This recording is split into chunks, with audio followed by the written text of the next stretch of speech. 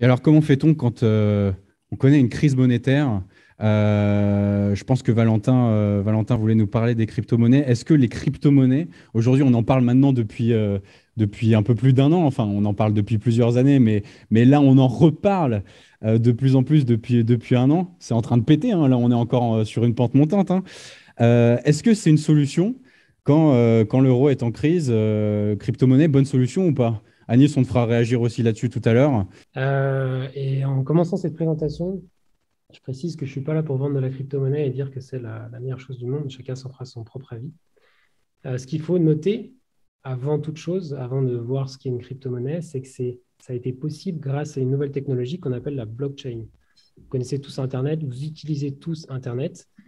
Internet nous permet de nous échanger de l'information et on va considérer que la blockchain, ce qui va nous permettre de valider les informations, les données. Donc, on parle du Bitcoin avec des validations de transactions entre deux personnes, et on pourrait très bien avoir tout un tas tout un tas de secteurs. Là, j'ai mis échange financier, justice, gestion des données. Je pense qu'il doit être coupé. On doit avoir quelques lignes en dessous. Le vote. Et voilà. Il y a tout un tas de secteurs d'activité dans lesquels on pourrait utiliser la blockchain. Ce n'est pas uniquement dans la finance. Et le but du jeu, c'est au sein des utilisateurs. Et c'est un réseau, en fait. Et du coup, on peut valider les transactions, les sécuriser. Elles sont infalsifiables et non modifiables. Et on pourrait se retrouver du coup avec une entreprise qui veut juste réaliser des contrats entre deux personnes. Aujourd'hui, ben, on a des contrats sous format papier, on pourrait le retrouver sous format numérique. Et ça s'activerait tout seul. Je suis désolé, je suis en train de voir que le PDF, du coup, on n'est pas sur une feuille complète à chaque fois. Je l'explique de façon vraiment très simple et très schématique. Est-ce qu'il y en a qui connaissent les cryptos dans la salle? Levez la main comme les monnaies locales. Il y en a deux, trois. Est-ce qu'il y en a qui possèdent des cryptos par levée de main? Ah ouais, ouais, non, il y en a très peu en fait. Deux J'aurais personnes dit quand même. plus. D'accord. Intéressant. Donc, je vais rester très, très simple. Et puis, ceux qui veulent en discuter plus, je ne l'ai pas dit pendant la présentation, j'ai une chaîne YouTube aussi, Valentin Voisin. Je parle des crypto-monnaies, je parle d'investissement. Et le but du jeu, j'ai une problématique avec le capitalisme et la finance, un peu comme l'avait Anis tout à l'heure. Lui, peut-être quitte ses fonctions de trader. J'essaye de commencer à jouer là-dessus en me disant, est-ce que j'arrive à lever des fonds? Je ne suis pas du tout en accord avec ce que je fais, dans le sens où je vais lever de l'argent que je n'aime pas, mais derrière pour le réinjecter dans d'autres projets parce que quelles sont nos solutions? On a plein de solutions pour trouver de l'argent, mais c'en est une. Voilà. Chacun s'en fera son idée. Et je ne suis pas là pour dire que c'est la meilleure. Revenons du coup sur notre blockchain. Elle va nous permettre d'avoir du coup un système décentralisé. Donc là, à l'écran, on a un système centralisé. C'est très simplifié. Une personne A veut envoyer de l'argent à une personne B. Elle a besoin de la banque. Tant qu'on n'a pas la banque pour valider qui est la première personne et la seconde, dire si la première a bien l'argent pour l'envoyer à la seconde, eh bien, la banque ne validera pas cette transaction.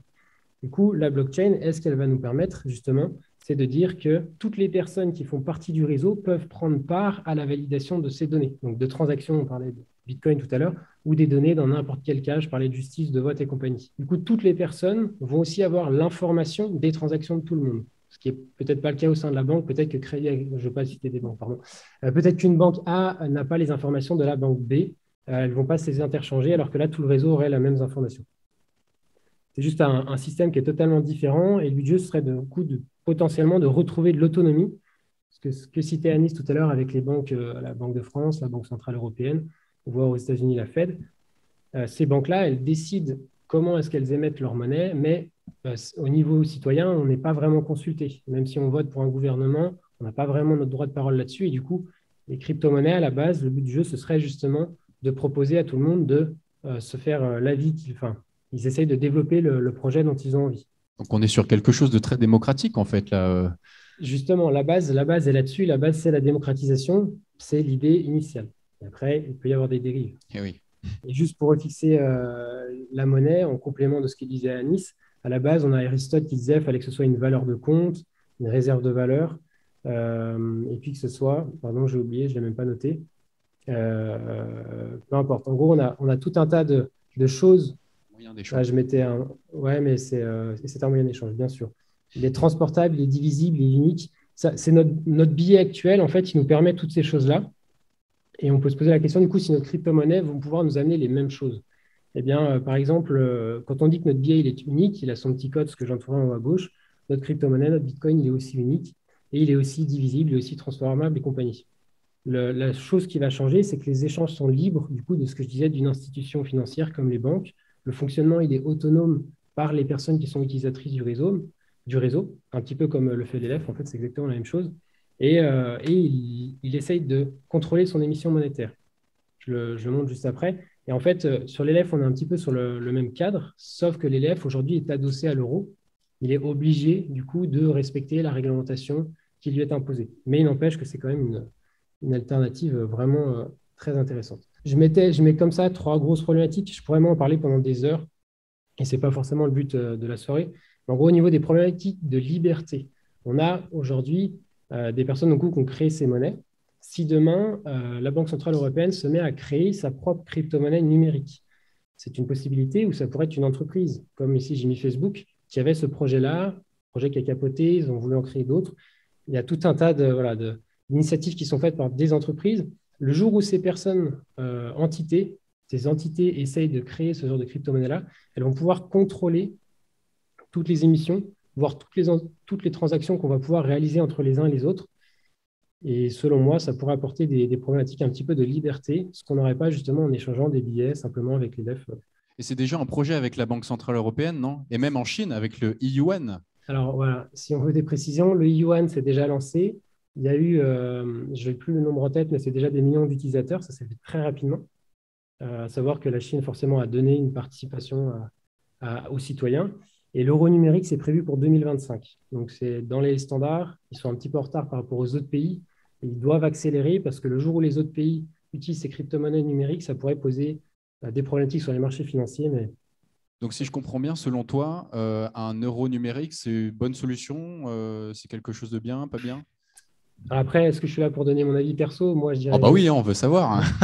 À titre perso, je ne le verrais pas d'un bon œil, justement, parce que moi, ce que je venais rechercher en m'informant sur les crypto-monnaies au début, c'était cette idée de pouvoir de faire partie d'un réseau et de le développer par rapport aux idées qu'on a. Si on n'est pas d'accord avec tel réseau, le Bitcoin, eh ben, on va sur un autre réseau où on crée sa propre crypto-monnaie. Le but, c'est de gagner un petit peu d'autonomie. Et du coup, donc, je mettais centralisation, contrôle des populations. C'est quelque chose, voilà. Moi, j'aime bien les alternatives, la liberté, et peut-être que vous aussi. Une autre problématique, c'est la concentration de la valeur. Là, c'est juste pour le cas de Bitcoin, des crypto-monnaies, il y en a 13 300, quelque chose comme ça, qui a été noté sur le site hier soir, quand je relisais les chiffres. Toutes les lignes bleues qu'on a du coup sur l'écran, c'est ce qu'on appelle le halving. À ce moment-là, le Bitcoin va diviser son émission monétaire par 2. Les bitcoins qui sont émis, ils vont être donnés aux personnes qui vont valider les transactions qu'on va appeler des mineurs. Ils ont des gros ordinateurs, calcul informatique très puissant et qui est très énergivore. Je le schématise vraiment très simplement. Et du coup, plus on avance dans le temps, moins il y a de bitcoins qui a été mis sur le marché. Du coup, moins il y en a sur le marché, plus il est rare. À terme, il n'y en aura que 21 millions. Ce sera en 2140. Donc, en gros, il y a beaucoup de personnes qui, aujourd'hui, spéculent sur cet actif en se disant que ça montera à l'infini parce que 21 millions, il n'y en a pas assez pour tous les habitants de la Terre. Et peut-être que Anis nous en dira un petit mot là-dessus.